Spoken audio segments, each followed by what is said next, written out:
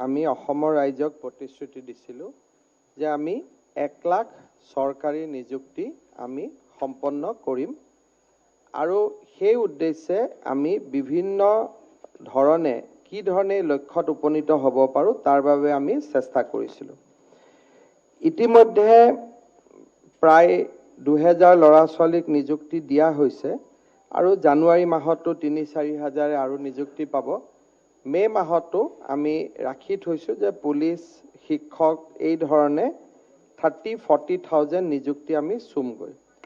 কিন্তু এটা আপুনি এবছৰত কিন্তু 1 লাখ দিম বুলি কৈছিলে। এবছৰত 1 লাখ, তাৰ মাজত কেতিয়াবা 2 মাহ দেৰিও হ'ব পাৰে, ডাজেন্ট মেটাৰ, এটোলৈ কোনো কথা নাই। কিন্তু আমাৰ ইন্টেনশনটো হ'ল যে আমি কেনেকে নিযুক্তিখিনি সম্পন্ন কৰিব পাৰো। যেতিয়া আমি সাৰ্ভিস ৰুল বিলাক চালো তাত আমি দেখা পালো যে বিভিন্ন বিভাগে যদি নিজাকৈ এডভাৰটাইজ ওলাই গ্ৰেড 4 গ্ৰেড 3 কাৰোবাৰ 2টা পোষ্ট আছে, কাৰোবাৰ 10টা আছে, কাৰোবাৰ 8টা আছে, প্ৰথম পৰীক্ষাৰ ডেট বিলাক ওভাৰলেপিং হয়। একেটা ৰবিবাৰে 8-9টা ডিপাৰ্টমেন্টৰ পৰীক্ষা পৰিব, তেতিয়া কিছুমানে ইচ্ছা থাকিও দিব নোৱাৰিব। দ্বিতীয়তে ডিপাৰ্টমেন্ট বিলাকত 2টা পোষ্ট খুজিলেও 2 লাখ কেণ্ডিডেট হয়, 10টা পোষ্ট খুজিলেও 2 লাখ কেণ্ডিডেট হয় আৰু প্ৰায় একোটা ৰিক্ৰুটমেন্টত আমি 12-15 কোটি টকা খৰচ কৰিব লাগে। সেই কাৰণে আলটিমেটলি প্লাস পৰীক্ষা পাতা যি অৰ্গেনাইজেশ্যন আছে লিমিটেড, সেবা হল, ইউনিভাৰ্সিটি কেইখন হল আৰু নাই, যদি এপিএসসি তো এইটো পৰীক্ষা নাপাতে। গতিকে আমি ইয়াত চালো যে আমাৰ যি 50,000 পোষ্ট খালি আছে এই বা আমি ক্ৰিয়েট কৰিছো, এই 50,000 পোষ্ট ইন্টাৰভিউ পাতি আমাৰ 5 ইয়াৰ্স কাৰ্যকালতো আমি দিব নোৱাৰো। প্ৰথম এজেন্সি নাই পৰীক্ষা পাতিব, এজেন্সি মানে মই কোনোবা তামিলনাডু কেৰালাৰ মানুহ বুজা নাই, সেবা বা ইউনিভাৰ্সিটি আমাৰ হাতত নাই, কাৰণ তেওঁলোকে ৰেগুলাৰ পৰীক্ষা পাতিব লাগে। একে ডেটত বহুতৰ পৰীক্ষা হ'ব আৰু আমাৰ cost of the exam will be very high, যি ষ্টেট গভৰ্ণমেণ্টে বিয়াৰ কৰিব নোৱাৰিব। গতিকে এই যিখন এক্ট আনা হৈছে, এই এক্টখন আনা হৈছে as a temporary solution for giving 1 lakh appointment. এই যিখন এক্ট আনা হৈছে অৰ্থাৎ শিক্ষকৰ চাকৰিখিনি এটা নিৰ্দিষ্ট পন্থা আছে, পুলিচৰ চাকৰি নিজা পন্থা আছে, হেলথ ডিপাৰ্টমেন্টৰ চাকৰি নিজা পন্থা আছে, এপিএসসিৰ চাকৰিখিনিৰো নিজা পন্থা আছে। মাজত যিখিনি নন টেকনিক্যাল পোষ্ট থাকি গ'ল গ্ৰেড 3 আৰু গ্ৰেড 4, আমি মে হওক, জুন হওক, জুলাই হওক, কিমান সোনকালে, এবছৰ বুলি ক'লে লিটাৰেৰীটো নুবুজাই, স্পিৰিট অন দা স্পিৰিট, যে কিমান সোনকালে আমি 1 লাখ নিযুক্তিটো দিব পাৰো। সেই কাৰণে আমি এটা উপায় হিচাপে এই বিলখন আনিছো that all service rule will be kept in abeyance. এখন বোৰ্ড হ'ব, ৰিক্ৰুটমেন্ট বোৰ্ড, য'ত গোটেই কেইটা ডিপাৰ্টমেন্টৰ পৰীক্ষা একেলগে হ'ব। মানুহজনে পৰীক্ষা যেতিয়া ফৰ্ম ফিল আপ কৰিব তেওঁ লিখি দিব মোৰ first priority irrigation, second priority PWD, third priority মোৰ health department, according to marks, যেনেকে এপিএসসি আৰু ইউপিএসসিত প্ৰায়োৰিটি ৱাইজ মোৰ যদি মেৰিট 1 নম্বৰো হ'ল 100 পালো, কিন্তু মই যদি প্ৰায়োৰিটি লিখি থৈছো প্লেস অফ পোষ্টিং বৰাক, মই বৰাকতে যাব পাৰিম, মই তেতিয়া গুৱাহাটী বুলি কথা নাই। যদি মই প্ৰায়োৰিটি পোষ্টিং সেক্ৰেটাৰিয়েট নিলিখি ডাইৰেক্টৰেট লিখি দিছো তেতিয়াহ'লে মই ডাইৰেক্টৰেট যাম, মই সেক্ৰেটাৰিত নাপাওঁ যদিও মোৰ ৰিজাল্টটো ভাল হ'ব পাৰে। অৰ্থাৎ ইউপিএসসিৰ পেটাৰ্ণটো আমি ইয়াত ল'ব খুজিছো যে according to the priority candidates gives during the form fill up. এতিয়া এই গোটেইখিনি আমি ডিপাৰ্টমেন্টৰ গোটেই পোষ্টবোৰ একত্ৰিত কৰিব খুজিছো, এনালগাছ পোষ্টবিলাক। এটা লেবৰেটৰী টেকনিচিয়ান সেইটো ইয়াত নাহে, ডেট ইজ নট এনালগাছ, কাৰণ তাৰ এটা নিয়ম আছে নিযুক্তি। কিন্তু যিখিনি এনালগাছ, য'ত গ্ৰেজুৱেশ্যন লাগে বা 8 পাছ লাগে, হায়াৰ ছেকেণ্ডাৰী লাগে বা আমাৰ ডিগ্ৰী লাগে, এই গোটেইখিনি যি এনালগাছ একাডেমিক কোৱালিফিকেশ্যন আছে তাৰ পৰীক্ষাটো আমি একেলগে পাতিম। বড়োটো কুৱেশ্যন পেপাৰ হ'ব, বেংগলীটো হ'ব, অসমীয়াটো হ'ব আৰু আমি একেলগে একেবাৰতে পৰীক্ষা পাতি শেষ কৰি দিম। এটা ভৰত নৰহ ডাঙৰীয়াই কৈছে যে এইটো 5 ইয়াৰ্স কৰিব পাৰি নেকি? ডেফিনেটলি পাৰি। আমি এটা প্ৰথম পৰীক্ষামূলকভাৱে চৰকাৰৰ 1 লাখ নিযুক্তিৰ কাৰণে এই বিলখন আমি আনিছো। যদি আমাৰ সকলোৰে এক্সপিৰিয়েন্সটো ভাল হয় আৰু টোটাল ট্ৰান্সপাৰেন্সি হয় যে এটা কোনো গণ্ডগোল হোৱা নাই, তেনেকুৱা যদি আমি এটা কৰিব পাৰো তেতিয়াহ'লে এইটোকে আমি সাবঅৰ্ডিনেট সিলেকশন কমিশনলৈকে আমি কনভাৰ্ট কৰি দিব পাৰিম। এজ অফ নাও এই বিলখন খুব ট্ৰেঞ্জিটৰী ইন নেচাৰ যে আমি 1 লাখ নিযুক্তিটো কৰি লম তাৰ পিছত যদি নিযুক্তিটো ভাল হয় ধুনীয়া হয় বৰাক ভেলীৰ মানুহৰো এসপিৰেশন হেজ বিন ফুলফিল ধুবৰী মানুহৰো এসপিৰেশন হেজ বিন ফুলফিল বা আজি যেনেকে টেটৰ পৰীক্ষাৰ ওপৰত কোনেও কুৱেশ্যন নাপাতে টেটটো চেন্ট্ৰেলাইজ হয় আজি এটা টেটেই হ'ব ধৰি লওক এতিয়া টেটতো বৰাক ভেলী লৰাই অনৰ্গল পাই আছে কোনো এইবাৰো ৰিজাল্টত পাইছে কোনো কমপ্লেইন হোৱা নাই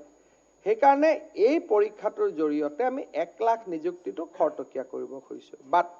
মই গোটেইখিনি সাজেশন লৈছো secretary should be permanent yes he should be permanent it should be for 5 years মই কৈছো not for 5 years it should be এ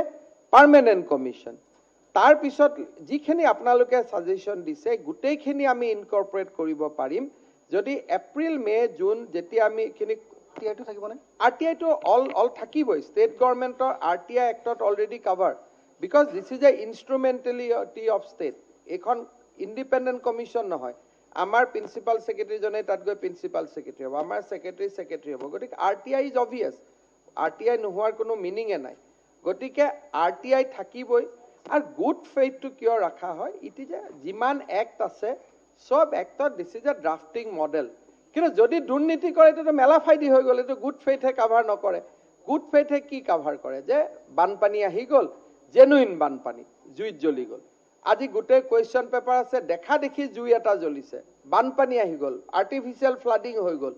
তেনেকুৱা good faith or act of God এইবিলাক যাতে কভাৰ কৰিব পাৰে কিন্তু পইচা লোৱাটো মেলা ফাইদি দুৰ্নীতিটো গুড ফেইথৰ ডেফিনেশ্যনৰ ভিতৰত নাহে নেপোটিজম দুৰ্নীতি গুড ফেইথৰ ডেফিনেশ্যনৰ ভিতৰত নাহে গুড ফেইথৰ ডেফিনেশ্যনৰ ভিতৰত এক্ট অফ গড আৰু যিটো হিউমেন যে মই পৰীক্ষাৰ বহি এখন চাই থাকোতে মোৰ তেজ বমি আহি গ'ল বহিখনত তেজ হৈ গ'ল তে ল'ৰাটোৱে নতুনকৈ পৰীক্ষা দিব লাগিব তো date is on good faith এটা যদি ল'ৰাটোৱে কয় তুমি এইটো মোক ডেলিভাৰেটলি বমি কৰি দিলা ডেলিভাৰেটলি তোমাৰ ব্লাড ভমিটিং হৈ গ'ল দেয়াৰ আৰ চাৰ্টেন এক্সেপশ্যন যিটো গুড ফেইথত কাভাৰ কৰে আৰু এইটো পৃথিৱীৰ সব এক্টতে থাকে কিন্তু that doesn't protect anybody from nepotism and corruption গতিকে আপোনালোকে আজি হাউসত যিখিনি ৰাইট স্পিৰিটত যিখিনি অপিনিয়ন দিছে সেইখিনি আমি ৰাখি থম যেতিয়া আমি পাৰ্মানেন্ট কমিশনৰ কাৰণে আহিম বা এইখনকে আমি সংশোধন আনিম সংশোধন আনাত বেয়া নাপাব আমি we might bring A amendment saying that this commission will be a permanent commission hereafter so তেতিয়া গোটেইখিনি আমি ৰাখি থম সিলেকশনটো অকল গভৰ্ণমেণ্টে নকৰি অপজিশনৰ লিডাৰ আৰু চিফ ঠিক জাষ্টিস আছে যেতিয়া পাৰ্মানেন্ট কমিশনত আহিব তেতিয়া আমি গোটেইখিনি আপোনালোকৰ কথা আমি কনসিডাৰ কৰিব পাৰিম যেতিয়া ইটি এইবাৰ যিখন এক্ট আনিছো স্পেচিয়েলি কাৰণ বহুত মানুহে আমাকো চ্যালেঞ্জ দি আছে যে আপোনালোকে পাৰিব না এক বছৰ যেনেকৈ এতিয়া আপুনি ক'লে মেলৈকে কৈছে দেই এটাতো মোৰ দেৰিয়ে হ'ল মই এতিয়া আনিছো দুমাহটো ইন্টাৰভিউ দিবই সময় দিব লাগিব আমিতো ডিসেম্বৰত আছো পৰীক্ষা হ'ব লাগিব 5 লাখ ক্যান্ডিডেটে দিব বহি চাব লাগিব হিমন্ত বিশ্ব শৰ্মাই বহি চালেতো মই 15 দিনত চাই দিম কিন্তু মইতো ইমান সপোন দেখিব নোৱাৰো মোৰো সপোনৰটো ৰেষ্ট্ৰিকশন থাকিব গতিকে ঘটনাটো হল যে process will now be start with this amendment যেতিয়া ৰাজ্যপালে সহি কৰি দিব লগে লগে আমি 1 লাখ নিযুক্তি কিন্তু 50,000 ইজ অলৰেডি কভাৰ্ড 50,000 আমি আগুৱাই গলো 10 মেত আগত আমি পাৰিম বাকি 50,000 যদি ৰিক্ৰুটমেন্ট প্ৰসেসটো যেটো ইয়াত লিখা আছে যে সেৱাক দিব ইউনিভাৰ্সিটি দিব অৰ এজেন্সি any other agency মানে কি আমাৰ নহয় any other agency মানে private agency আমি বুজোৱা নাই অমিয় কুমাৰ দাস ইনষ্টিটিউট আমাৰ ইণ্ডিয়ান ইনষ্টিটিউট কিন্তু আপোনালোকক হাউসক মই এসুৰেন্স দিছো কোনো প্ৰাইভেট এজেন্সিক আমি আউটসোৰ্স নকৰো মোৰ দুটা প্ৰশ্ন আছিল এটো মই এসুৰেন্স দিছো যে no private agency will be outsource সেবাই কাবা কামত লগা ইউনিভাৰ্সিটি কাবা কামত লগা বেলেগ কথা government will not engage any private আৰু ইনষ্টিটিউট পুলিচত যেটো এতিয়া এজেন্সিয়ে কৰি আছে হেতুক একেবাৰে অতৰাব লাগে পুলিচটো সেবাই কৰিব আগত এতিয়া যেটো কৰি আছিল যিমান বিলাক দৌৰা কিন্তু পুলিচৰ এইবাৰ মই নিৰ্দেশ দিছো কোনো এজেন্সিয়ে পুলিচৰ পৰীক্ষা নাপাতে এইবাৰ যেটো পুলিচ ৰিক্ৰুটমেন্টৰ পৰীক্ষা হ'ব ইট উইল বি কন্ডাক্টেড বাই সেবা তো অলৰেডি আমি ডিসিশন লৈছো আৰু এপইন্টমেন্টৰ ক্ষেত্ৰত মোৰ কামে হ'ল যাতে নিবনুৱা লৰা ছোৱালী চৰকাৰী নিযুক্তিৰ ওপৰত আস্থাটো ঘূৰি আহে and we all should work in that direction হেতুলে কোনো কথা কাব আৰু আমাৰে লছ হ'ব আমি এতিয়া গ্ৰেড 4 এটাও দিব নোৱাৰিম